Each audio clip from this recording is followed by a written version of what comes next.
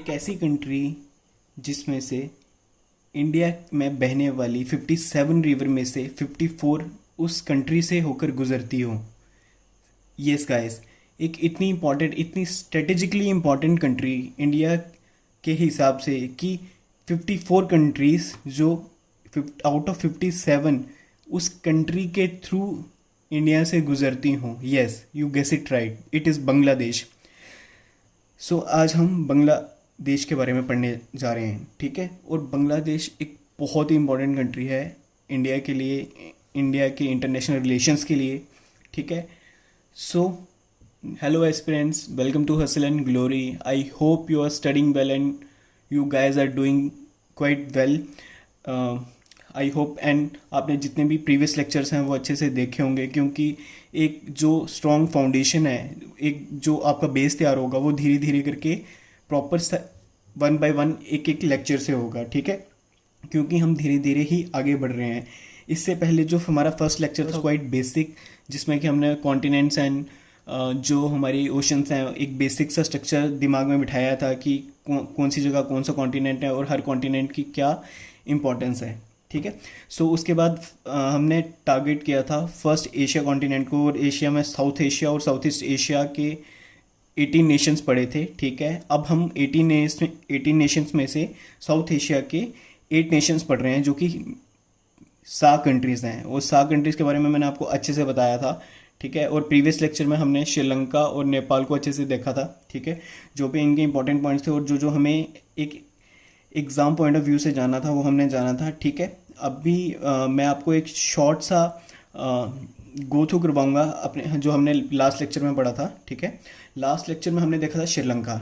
सो अभी फटाफट से एक बार श्रीलंका को रिविज़न करते हैं, उसके बाद हम बांग्लादेश पे कंटिन्यू करेंगे, जो आज का हमारा प्राइम टॉपिक है, ठीक है। श्रीलंका का ये है श्रीलंका का मैप, और ये मैंने आपको बताया था कि A4 शीट पे मैप बनाया हुआ है, और ये जो भी मैप है it is not on the scale, ठीक है। ये मैंने खुद बनाया हुआ है पेंसिल से, और उसके ऊपर मार्कर से ब्लैक पॉइंट आउट किया हुआ है इसे, ठीक है।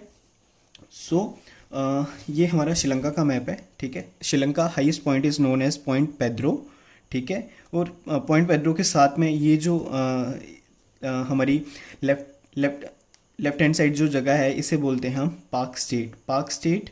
और ये साथ में आ जाता है गल्फ ऑफ मन्नार में ही ये जो है स्टेट पाक स्टेट है। पाक स्टेट्स वो होते हैं जो 2 डिफरेंट लैंड मासेस को डिफ्रेंशिएट करते हैं। सो जो लैंड मास को पाक स्टेट डिफ्रेंशिएट करता है वो एक तरफ है इंडिया, और दूसरी तरफ है हमारा श्रीलंका की सबसे बड़ी रिवर जो है उसका नाम है महावेली गंगा। हमेशा नाम याद रखना है, क्योंकि ये बहुत सारे एग्जाम्स में पूछा हुआ है। इसका नाम है महावेली गंगा। और ये जो श्रीलंका को डिवाइड करता है बीच से पास, इसे बोलते हैं हम एलिफेंटा पास। एक अपर पार्ट हो गया और एक लोअर पार्ट हो गया, ठीक है। और ये जो पॉइंट मार्क किया हुआ है ब्लैक कलर से, ये है कोलंबो, जो कि इसकी कैपिटल है श्रीलंका की, ठीक है। और एज पर द एथनिसिटी 74.9 यहाँ पे सिन्हलीज लैंग्वेज बोली जाती है। बुद्धिज़्म यहाँ का मेन रिलीजन है। और हाईली लिटरेसी रेट है श्रीलंका का साउथ एशियन नेशन में जितने भी हैं, ठीक है।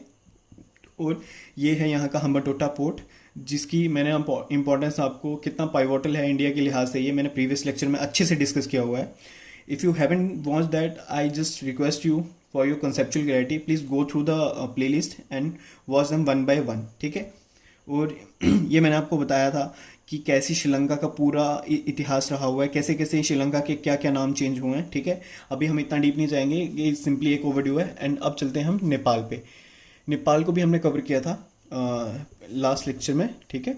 और अगर हम नेपाल को देखें तो नेपाल को बेसिकली 3 जियोग्राफिकल रीजन्स में डिवाइड किया हुआ है, ठीक है। First one is Himalayan region, second one is hilly region and the third one is Terai region, ठीक है। और यहाँ पे जो कैपिटल है नेपाल की वो है काठमांडू, जो कि यहाँ हिली रीजन में लाई करती है, ठीक है। काठमांडू का सबसे इम्पॉर्टेंट और सबसे फेमस टेम्पल है एक, जहाँ की इंडियंस एज ए टूरिस्ट बहुत भर भर के जाते हैं। ये है पशुपतिनाथ मंदिर, ये लॉर्ड शिवा का है, ठीक है। और Nepal as you know for what it is famous for its mountains. The first one is the mount Everest, and the height of the mount Everest is 8,848 metre. And second highest mountain of Nepal is mount Makalu.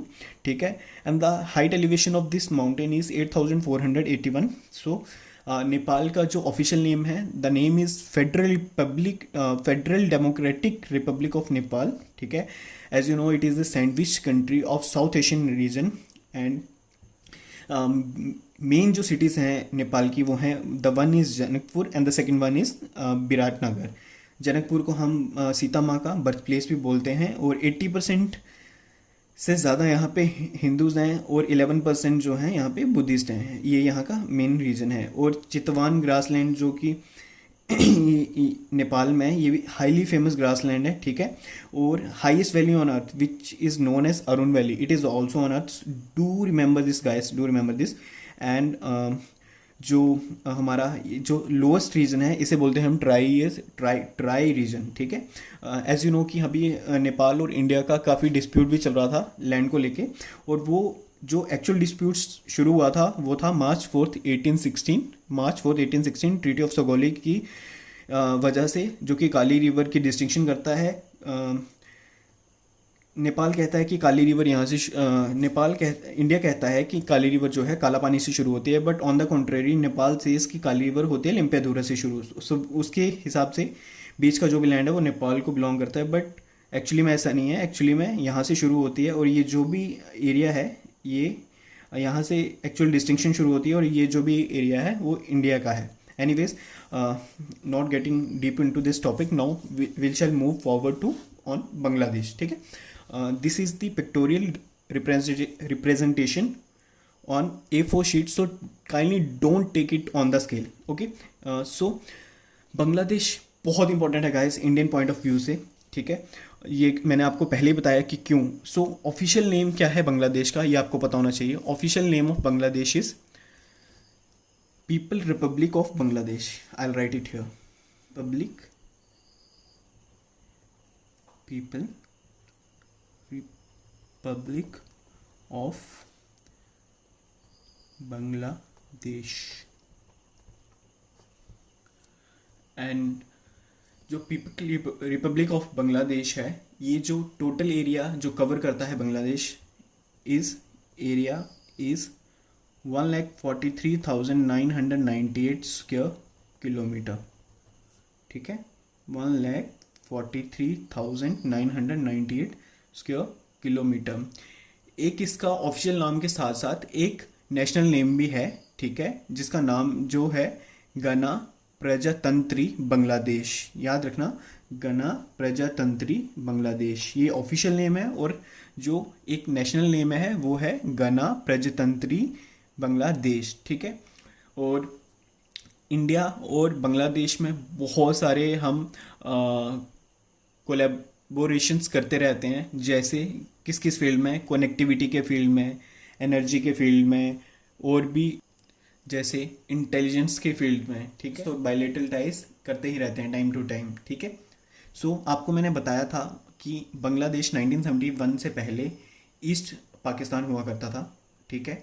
और ये 26 मार्च 1971 को India की help से waste Pakistan से इसे independence मिली थी. ठीक है. और ये बांग्लादेश लिबरेशन वॉर और इंडो पाकिस्तान वॉर एक सेपरेट लेक्चर है. अगर आपने नहीं देखा kindly go and watch that. ठीक है. सो बांग्लादेश को पहले ईस्ट पाकिस्तान बोलते थे. ठीक है. और बांग्लादेश ने जो खुद की आर्मी बनाई हुई थी वेस्ट पाकिस्तान से लड़ने के लिए, उस आर्मी को एक स्पेशल और डिफरेंट नाम दिया गया था जिसको बोलते हैं मुक्ति वाहिनी. ठीक है. बांग्लादेश बहुत ज़्यादा इंपॉर्टेंट है क्योंकि यहाँ से बहुत बहुत बहुत इंपॉर्टेंट रिवर्स बहती हैं. ठीक है. और बांग्लादेश की जो नेशनल रिवर है उसका नाम है जमुना. क्या नाम है उसका? जमुना. ये जो भी एरिया है ये सारा जमुना कवर करती है. ठीक है. यहाँ से कौन सी रिवर है? जमुना. और यहाँ से अगर ये जमुना यहाँ से जमुना फ्लो कर रही है और ये जो यहाँ से जो ईस्ट साइड फ्लो कर रही है, इस रिवर का नाम है गंगा, जो बांग्लादेश के थ्रू होके इंडिया में आती है. और यही गंगा जब जमुना के साथ यहाँ मिलती है तो इसे बोला जाता है पद्मा. Do remember this. इसे बोला जाता है पद्मा. और पद्मा जब यहाँ से नीचे आती है तो इस एरिया में जब ये रिवर आती है तो इसे हम बोलते हैं मेघना. क्या कहते हैं हम, मेघना। और ये फिर यहाँ से फ्लो करती करती करती करती यहाँ पे फ्लो कर जाती है, और इन्हें बोलते हैं mouth of the Ganga, mouth of the Ganga. और बांग्लादेश की कैपिटल का नाम है ढाका, ठीक है। और ढाका है बिल्कुल यहाँ पे जहाँ पे मैंने पद्मा रिवर को मार्क किया हुआ है, यहाँ पे है ढाका, बिल्कुल मिडल में, ठीक है। और ढाका के साथ एक बहुत इम्पोर्टेंट इनकी सिटी है, जिस सिटी का नाम है नारायणगंज।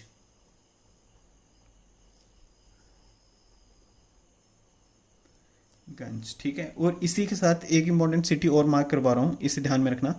बिल्कुल यहाँ पे एक सिटी है सूरमा नदी के पास, उस सिटी का नाम है सिलहेट। क्या नाम है? सिलहेट। और ये सिटी इसलिए फेमस है बांग्लादेश की क्योंकि यहाँ पे सबसे ज़्यादा टी को प्रोड्यूस किया जाता है, ठीक है। अगर ऐसा पूछा जाए कि highest production of tea in Bangladesh is in which area और which city, then you must remember the name Sylhet city, tea production। और एक और बहुत इम्पोर्टेंट यहाँ का पोर्ट, जो बांग्लादेश का सबसे इम्पोर्टेंट पोर्ट है और जो इंडिया के लिए काफ़ी बड़ी सिरदर्दी थी, क्योंकि ये इन्होंने चाइना को लीज पे देने का मन बना लिया था बांग्लादेश ने, ठीक है, रेंट पे देने का। इस पोर्ट का नाम है, जो कि बहुत ज़्यादा इम्पोर्टेंस रखता है, Chittagong port, Chittagong port.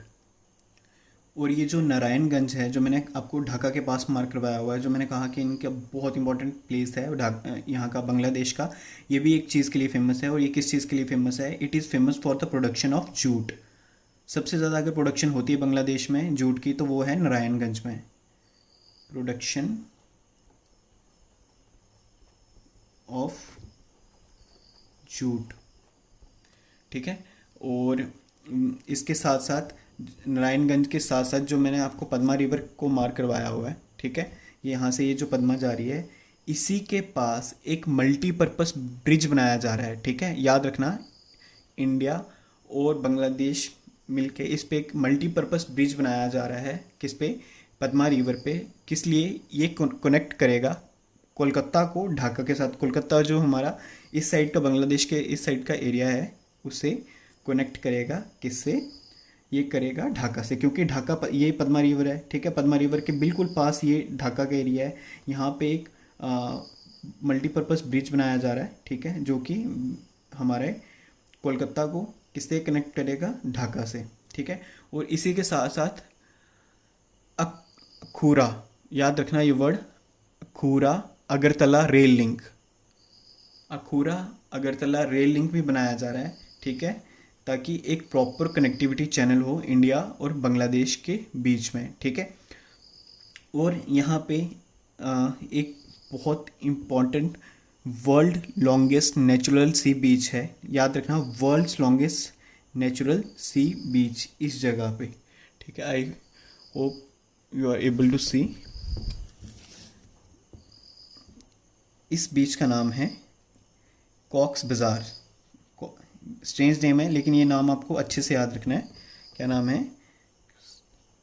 COX बाज़ार। और इसके रिलेटेड एक और इन्फॉर्मेशन मैं देता हूँ, ठीक है। Bangladesh provided cyber connectivity between international gateway at Cox's Bazar to Agartala. And इसी के साथ साथ बांग्लादेश और इंडिया में कुछ छोटे मोटे चैलेंजेस या डिस्प्यूट्स भी आते रहते हैं। जैसे अभी जो प्राइमरी इशू चल रहा है इंडिया और बांग्लादेश में, वो है रोहिंग्या मुस्लिम्स का इशू, ठीक है। और ऊपर से इंडिया और बांग्लादेश में इलीगल माइग्रेशन का भी बहुत ज़्यादा इशू रहता है, ठीक है। और सबसे बड़ा इशू, ठीक है, जो पानी को लेकर इंडिया और बांग्लादेश में है, वो है तीस्ता रिवर का।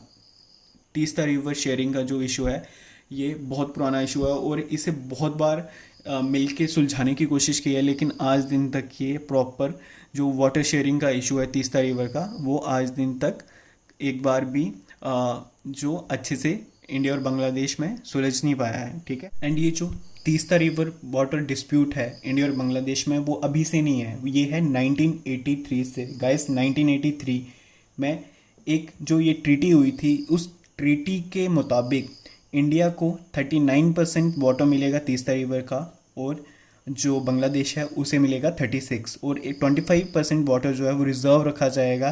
बाद में डिसाइड किया जाएगा कि वो वाटर एज पर द नेसेसिटी किसे देना है। लेकिन ये जो है कभी भी ट्रीटी लागू ही नहीं हो पाई, कभी भी ये जो समझौता हुआ था इंडिया और बांग्लादेश में, कभी भी 1983 वाला लागू ही नहीं हो पाया। फिर क्या हुआ, 1996 में गंगा रिवर ट्रीटी हुई, ठीक है। तो बांग्लादेश ने कहा एज पर द नॉर्म्स, जैसे कि गंगा रिवर ट्रीटी में जो डिस्टिंक्शंस हुई हैं, जो वाटर के प्रोपोर्शंस बताए हैं, उसी हिसाब से हमें तीस्ता का भी जो डिस्टिंक्शन है वो कर लेना चाहिए। लेकिन वो भी एक्चुअली में कभी लागू नहीं हो पाया।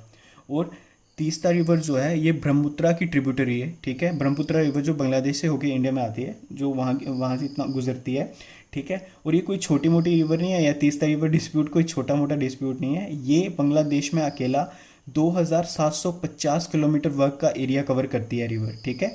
और ऑन द कॉन्ट्रेरी इसी के साथ साथ जो तीस्ता रिवर है, ये एक बहुत बड़ा एक मेजर बून है। कौन सी, हमारी इंडियन स्टेट के लिए, वो है वेस्ट बंगाल के लिए। वेस्ट बंगाल में भी बहुत सारी एक्टिविटीज़ जो हैं वो इस रिवर के पानी पे डिपेंड करती हैं। And if we come to religious community, Bangladesh में 90% जो हैं वो मुस्लिम्स हैं, and I think 8 point something % Hindus हैं, एंड बाकी अदर माइनॉरिटी कम्युनिटीज़ हैं, ठीक है। बाकी जो परसेंटेज बची, ठीक है। अब जो एक बहुत इंपॉर्टेंट पॉइंट जो बांग्लादेश को इंडिया के साथ जोड़ता है, ठीक है, वो है ये वाला एरिया। गाइस बहुत ध्यान से देखना, बहुत इंपॉर्टेंट पॉइंट है ये जो एरिया है, ठीक है, इसे ध्यान से देखो। ये जो एरिया है ये जोड़ता है इंडिया और बांग्लादेश को। इसे हम बोलते हैं सिलीगुड़ी कॉरिडोर और चिकन नेक, ठीक है। इसकी इतनी इंपॉर्टेंस है ना, इतनी इंपॉर्टेंस है कि मुझे इस पर एक सेपरेट लेक्चर लेना पड़ेगा आपको समझाने के लिए कितना इंपॉर्टेंट है। सिर्फ आप इतना समझो कि ये जो सिलीगुड़ी कॉरिडोर है ना, सिलीगुड़ी कॉरिडोर, सिर्फ एक यही रास्ता है जिसके थ्रू बांग्लादेश इंडिया से कनेक्ट करता है, ठीक है। यहाँ पे सिलीगुड़ी कॉरिडोर है, उसके आगे यहाँ से नेपाल शुरू हो जाता है, ठीक है। यहाँ से नेपाल शुरू हो गया, बीच में सिलीगुड़ी कॉरिडोर है, और ये है बांग्लादेश हमारा, ठीक है। अगर बाई चांस किसी भी वे से ये कॉरिडोर बंद हो जाए ना, अगर ये किसी भी वे से कॉरिडोर बंद हो गया, तो समझ लो कि इंडिया की जितनी भी नॉर्थ ईस्टर्न स्टेट्स हैं वो सब कट ऑफ हो जाएंगी मेनलैंड इंडिया से। और आपको ये भी अच्छे से पता है कि जो हमारी नॉर्थ ईस्टर्न स्टेट्स हैं वो इतनी हाईली डेवलप्ड नहीं है, चाहे वो इंफ्रास्ट्रक्चर के मामले में ले लो, चाहे वो किसी भी मामले में ले लो, ठीक है। इसलिए ये जो स्ट्रेच है ये है 33 किलोमीटर का स्ट्रेच सिलीगुड़ी कॉरिडोर का। तो इंडिया का बहुत इंपॉर्टेंट जो कोर फोर्सेस हैं, जो हमारी आर्मीज़ हैं, वो यहाँ पे बहुत अच्छे से पहरा देते हैं, कि क्योंकि आपको पता है चाइना को तो मेन यही रहता है कि ज़्यादा से ज़्यादा लैंड उसको कब्जाना है, ठीक है। अगर वो कॉरिडोर ये बंद कर देगा ना, तो जो नॉर्थ ईस्टर्न सारी स्टेट है ना, वो उसे आराम से जो हैंडल कर सकता है, उसे आराम से जो भी करना हो नॉर्थ ईस्टर्न स्टेट्स में कर सकता है। क्योंकि अगर 33 किलोमीटर का स्ट्रेच बंद हो गया तो इंडिया कट ऑफ हो जाएगा। ऑब्वियसली अगर इंडिया कट ऑफ हो जाएगा तो आपको पता ही है अरुणाचल प्रदेश और ऊपर भूटान का बॉर्डर है, उससे कितना ही दूर है चाइना। उसका तो मेन मकसद ही है, उसकी तो मेन जो है इंटेंशन ये होती है कि उससे ज़्यादा से ज़्यादा लैंड बाकी टेरिटरीज़ का एक्वायर करना हो।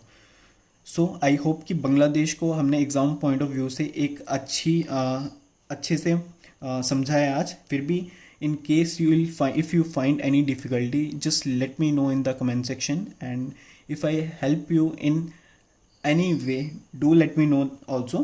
and अगर कहीं भी मुझसे कुछ भी छूट गया होगा, I'll try to cover it in the next lecture, and I think this video is enough, so we'll continue with the next lecture. Thank you for viewing it. Kindly expand your knowledge and kindly share it. Thank you.